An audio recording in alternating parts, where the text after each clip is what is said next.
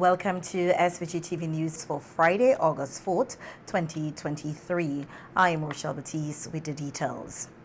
Prime Minister Dr. Ralph Gonsalves told a roundtable discussion on reparation in Barbados last night that the only people today who can oppose reparations in the Caribbean and Africa are those whose minds are still enslaved or have become enslaved.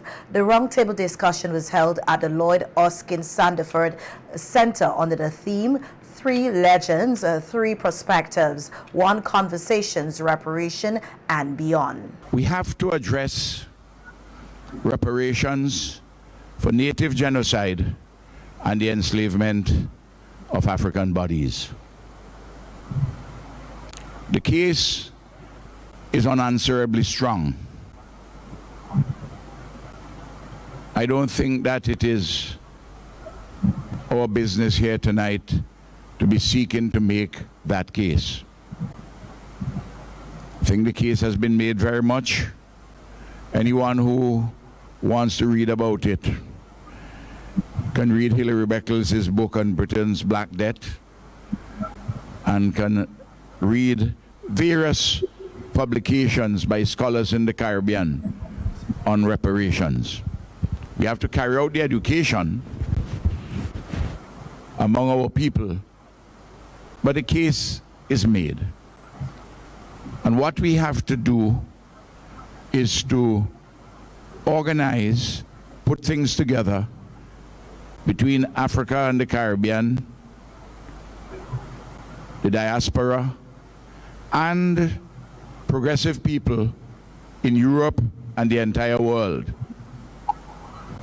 and have mechanisms in place to push the agenda for reparations. Prime Minister Gonsalves further told the audience that reparation and the reparation movement are not about individuals looking for money, as some people may want to believe, but more about repairing the historical legacies of underdevelopment, which he said are directly linked to native genocide and the enslavement of African bodies. That is the crux of the matter. And CARICOM has put forward a 10-point plan. Now, we have to educate, in the case of the English-speaking Caribbean, persons within the British government. Good people, well-meaning folk. I saw a report that the Home Secretary, who is a woman of Indian descent, said that people should be, the British don't have any reason, don't have any sense of remorse about slavery. They should be praised for freeing people, for freeing the slaves. Well, I believe that we have to suggest a reading list for our dear sister. I want to suggest 4 books, and I will send them to her, Scott. And we're not having a confrontation with anybody. We're having a conversation. You're not going to find me outside of Downing Street with a placard. I'm a prime minister. I want to have a conversation with the people who live at number 10 Downing Street. I want to suggest, first of all, a book by C.L.R. James, The Black Jacobins, about the Haitian Revolution. And for Haiti, with the French, that's a special conversation on reparations. And we have to have that with President Macron.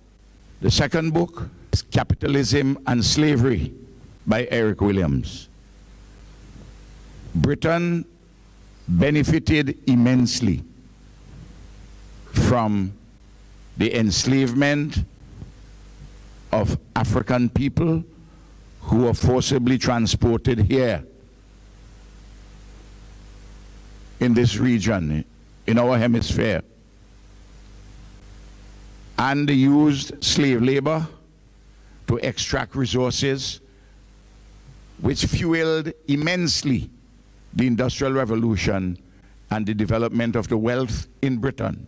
PM Gonzalez also told the gathering that in addition to the CARICOM Reparation Commission, they have to build the African Union CARICOM Commission as the first step towards the Africa-Brazil Caribbean Diaspora Commission, which he had put forward and got acceptance for at the first African Union and CARICOM Summit. And what is the function to be performed? To deepen the integration between 1.4 billion people in Africa and about 500 million persons in countries where you have substantial populations of African descent, which would involve in the Caribbean, the CARICOM countries plus Cuba and the Dominican Republic, and those washed by the Caribbean Sea, the Venezuela, Colombia, Mexico, and all the Central American countries, save and except El Salvador, which is a Pacific country, but we can include them because of their geographic location. And of course Brazil, which outside of Nigeria is the country with the largest population of persons of African descent. Though some of them who are of African descent in Brazil don't want to admit that they have African blood in them, which is part of the issue which we have to deal with. 110 million people. I know Egypt is coming up there and Ethiopia, but Brazil, and we have Lula now. Africa, Brazil, the Caribbean, and the diaspora in the United States, in Canada, and in Western Europe. Describing the discussion on reparation as timely, former Prime Minister of Jamaica, P.J. Patterson, who addressed the forum virtually, said he fully agrees with the position of Prime Minister Gonzalez that the case for reparatory justice is compelling, and while it is getting wide acceptance, there are still some ways to go. Belgium and the Netherlands have offered apologies, but no money. The government of the United Kingdom, who are the primary progenitors of the slave trade for the Caribbean, and the rulers of the empire, they are persisting in a stubborn denial. So Ralph, I don't know if the books are going to help them, because the intellectual research undertaken by their most venerable universities has revealed all of this. We still have to insist, however, that reparation is essential to address the wrongs that we have suffered. In international law, nations or individuals who have been wronged have the right to receive compensation from the offending countries for the illegal acts and restore the situation which would in all probability have existed if the wrongful act had not been committed in the first place. Whether you're a student of common law or civil law, there's a dictate. Wherever there is a wrong, there must be a remedy. And we are asking no more, but we're not going to accept any less than the right to obtain the same kind of redress that was given to the Jews for the ethnic atrocities of Hitler's gas chambers. Patterson said that it is to hope that Mother Africa, which also suffered a tremendous loss of human capital, will join together with Caribbean countries in the relentless campaign to secure redress and monetary compensation for a heinous crime against humanity. The British found the money to pay the perpetrators of the atrocities by what at that time was a substantial loan of £20 million. It was so heavy that they didn't finish paying off that loan until 2018. But not a penny for the slaves. And in fact, the slaves had to contribute more than the British territories because they had to work for 4 years under an apprenticeship scheme as their forced contribution to obtain their eventual liberty. So we paid for it with hard cash. And as our moderator has mentioned it, we can't forget that the planters still retained the huge estates, which has created a huge problem for all of us who have had to govern and who try to establish some equitable system of land distribution for the shelter to avoid squatting and the productive use of our people, particularly for agricultural purposes. Mayor, I think it has reached the stage where it is now for the CARICOM Reparations Committee that you chair to obtain authoritative legal opinion of senior counsel as to what is the most competent judicial body for the application to be made, which will determine the liability of European nations and the damages we are entitled to receive. In more local news now, we hear that persons who have been lawfully detained have been reminded that they have rights that they can explore while in custody or outside. Some of these rights were highlighted during the Cop Chat program on the WFM yesterday by Assistant Superintendent of Prison Julian Clark and Sergeant of Police Dwight Lewis. Detention aspect of it, of course, because once someone has committed themselves to doing something illegal, then they would be detained, lawful detention. With that detention, persons would be notified of their rights of having a legal representative, the rights of having a phone call, rights to say what they have to say about certain things that happen with the incident. And those are the basic rights for them. Regarding them being charged for an offense, they are allotted the right of 24 hours, right? Within that time, they should be charged for an offense. 24 hours. 24 hours, right? And after being charged, they are also allowed the right to be presented in front of a magistrate no later than 48 hours after being charged. Well, the 48 hours, if it is like on a Monday, you were charged on a Saturday, and the Monday is a holiday, you may have some leeway regarding the 48 hours, right? But then again, there are measures that police can take, like granting them police bail for them to be out. So the 48 hours will be negated in that regard, right? But they must be brought to a magistrate before 48 hours. In terms of allegations of physical abuse meted out to persons while being arrested or in custody, Sergeant Lewis said it is not a practice of the Royal St. Vincent and the Grenadines Police Force to inflict intentional injuries to others.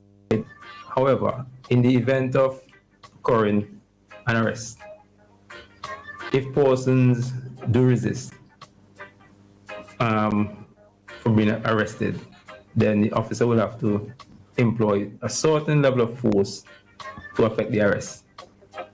While that use of force is being affected and a person sustain some sort of injuries, then the officer will have to write it in a statement that while conducting the arrest, person was resisting, hence this level of force had to be employed, and as a result of using that level of force, this person was injured. Once that is done, the officer will most likely be cleared of any wrongdoing based on the nature of the injuries. On prisoners' attire, the Assistant Superintendent of Prison said there are several categories of prisoners and there is a dress code used for them during their imprisonment. There are 3 categories of prison outside of civil, remand, and penal.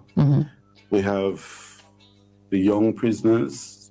These are prisoners under 21. And then we have a star class, which is prisoners 21 and over, but who is in prison for the first time. And then we have an ordinary class, which is prisoner who are visiting prisons multiple times. Sometimes we joke and say they want to do a life sentence piece, the way they would come, go and come ever so often. Now, that class that repeat offenders, those are in orange. We put those in orange to identify that these are the repeat offenders. Those who 21 and over and come for the first time, you may have seen them in white. And the 21 and under, those are the young prisoners. We have them in green for identification. So it's orange, white, green. You see someone in orange, that's a multiple offender. White, it's a first-time offender, 21 and over. And green is a young offender under 21. And members of the public are again being urged to desist from carrying illegal items to the various ports of entry. The latest warning was given on the Police on the Beat program on Monday, hosted by Sergeants Cornelius Ross and Corporal Clint D'Souza. Primarily the illegal substance, which in marijuana. That is primarily the illegal substance that police officers, when they conducting their duties from time to time, will find. With respect to the trafficking, in terms of taking it from one port to the next border, we normally will execute. The procedure is that customer service is one thing that we boast upon, even there, making the persons, whether the patrons are visitors coming and going to the various, be comfortable. So we inform them and approaching the gates that would takes them to the Grenlin's Wharf or the ferry terminal. We approach them, we indicate, we inform them of our duties and request with the procedures to conduct search and the belongings of the person, which there's established security checkpoint, primarily gate 5. There's a security checkpoint, so when persons come, we'll inform them again of our duties, and then with the procedure that you must inform the persons and why you're going to search their belongings or even their person, and that is for anything illegal. And in doing so, there's also a procedure while you're searching that they must be present. That is for transparency, that they can't see the police ad or take away anything from their belongings or cargo. And in doing so, once they have the illegal substance, again, there's a procedure as how we go about executing it. And as I said, that's primarily, the marijuana is primarily from time to time. Also, even as all of in January, there's with the issues of firearm. We apprehended several persons in the past with firearm coming to the Grenlin's Wharf, illegal firearm that is, coming to the Grenlin's Wharf and trying to go to various Grenlin's Islands. On access control, Corporal D'Souza said it is important that persons who are clearing cargo meet the international ship and port facility requirements. For the consignee, they have to get the documentations for their cargo, which barrel, boxes, etc. This will the initial stage where the agent will facilitate that. They get the document, they submit it to they show the police will direct them to the ID area, which they will have to get a pass. It's mandatory to have an ID pass or a pass to get on the compound. Yeah, that's a pass requirement. That's primarily what the consignee is coming for clear barrel. There are also the different dimension persons working on the port, including the different stakeholders, which is customs and port. They too are mandatory required to have a ID pass or pass to get on the compound. It's just for the public to be able to be patient as well with the police, ask questions when entering on the compound. That helps us to help you to direct you to the specific area in which you're looking to go to. Understanding that the police have a duty to carry out as well, and you know, everything is to be done in a orderly and mannerly fashion, and everything has rules and regulations. And in spite of it, you might not always agree with it, you know, the rules and regulations are there for a particular reason, purpose. Outside of that, you know, we again too, we are grateful even to make mention of the persons who would comply and make our work easy too, you know what I'm saying? So we appreciate that. We hear that although there is no reported cases of monkeypox here in St. Vincent and Grenadines, the country must keep its surveillance intact. This is according to District Medical Officer Alicia Bonady on radio this morning. Dr. Bonady added that there is no specific treatment for monkeypox. However, she is urging persons to seek immediate medical care once they are experiencing signs and symptoms of monkeypox. The signs and symptoms of monkeypox include rash, fever, sore throat, headache, muscle aches, back pain, lower energy, swollen lymph nodes. As you have stated, it is near to St. Vincent, so we had 4 confirmed cases in Trinidad and Tobago. And this is why we have now, as you say, beefed up our surveillance here in St. Vincent in terms of the case definition and how we would go about detecting and testing for monkeypox here in St. Vincent. So always seek professional medical advice. We have 9 districts around the country, 32 district clinics. So within every district, most persons would have a district clinic very much nearby, whether it's down the road, whether it's a van throwaway. You're going to seek professional medical advice and attention as soon as possible so we can definitively diagnose this rash. What exactly is this rash? We're going to get to the meat of the matter by you seeking professional medical advice. So don't, especially the fact that this is now a public health emergency. So we don't want to create another pandemic here. Right. So that's the mainstay of the ministry. We are trying to keep this, you know, COVID already went, you know, became global. So for now, we're trying to keep this out of as many countries as possible and to contain the spread of this disease within the region. Dr. Bonady said that monkeypox is often mistaken for other poxes. However, SVG is equipped to do testing. Extremely tired. So the person had a full night's rest, slept for your entire, how much hours the adults getting now? 6 hours? You slept for your entire 6 hours and you woke up and you're still tired. You're working during the day, you can't seem to stay focused. You're extremely tired. You're going to have what we call a fever. So a fever is a recorded temperature greater than 100.3 up to about 101.3. We spoke about the intense headaches. We're not speaking of a headache of, oh, okay, it's hot outside, like it's very humid, and we have a headache or you're just dehydrated. This is an intense headache to the point you can't concentrate. This is the intense headache to the point you're taking painkillers and it is not resolving this headache. So we're going back, extremely tired, fever, intense headache. Our muscle aches and pains, like with any viral illness. Once you catch the flu, COVID, it comes with these viral symptoms, including backaches, muscle aches, chills. You know, you feel achy when you have the flu. Yes. So those symptoms are associated with monkeypox as well. But more importantly and more distinctively, is the rash that is seen, that is detected after 3 days of having the fever.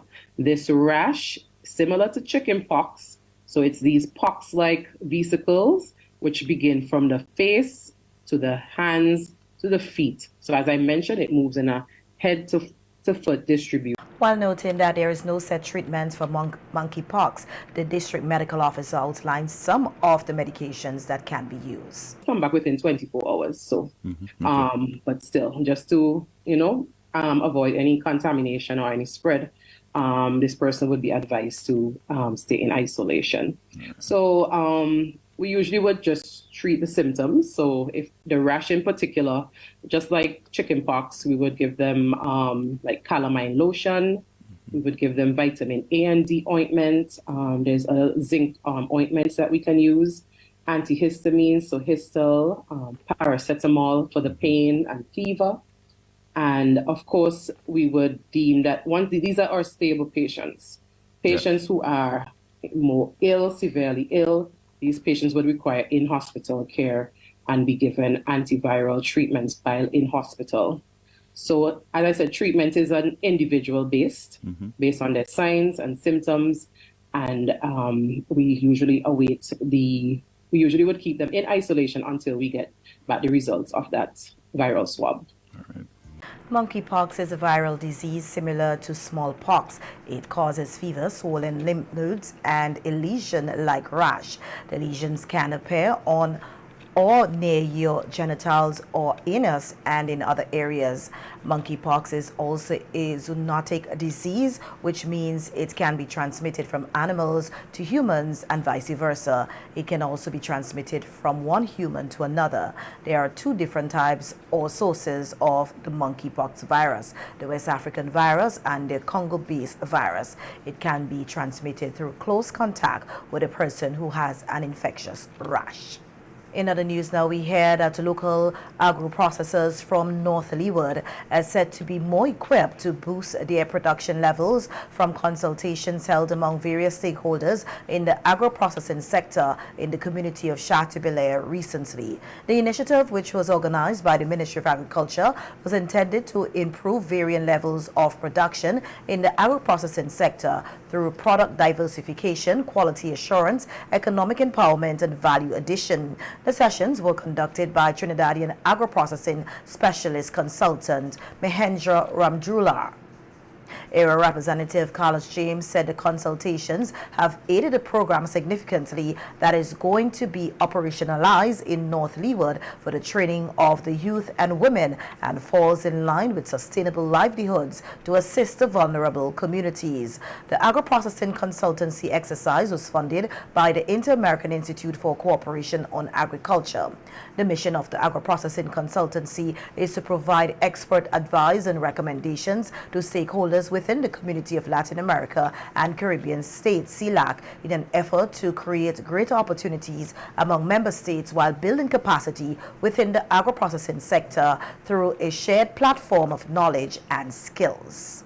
In other local news now, we hear that Minister of National Mobilization, Orlando Brewster, said that the citizens must ensure that the youth are involved in positive activities. His comments came on Wednesday as he welcomed home at the Argyle International Airport members of the SVG Police Youth Club from a camp in St. Lucia. But what is notable is that we have to make sure that we encourage our youngsters, our youth here in St. Vincent, to do positive things with their lives, and this is part and parcel of doing so. And I'm sure on the camp they had some positive reinforcements, and I want to thank especially all of the stakeholders involved, the government and people of St. Lucia for welcoming us into their country. I also want to thank the esteemed Prime Minister who was a huge part of making this camp a possibility. The Royal St. Vincent and the Grenadines Police Force, the Royal St. Lucia Police Force as well, who had to coordinate on different levels in order to make this camp a success. And I must not forget Reno construction company in St. Lucia, who played a huge part in making sure that the kids were well taken care of in terms of logistics and coordination of all the different events. And I want to just thank everyone who made this camp a possibility, and we're looking forward to next year.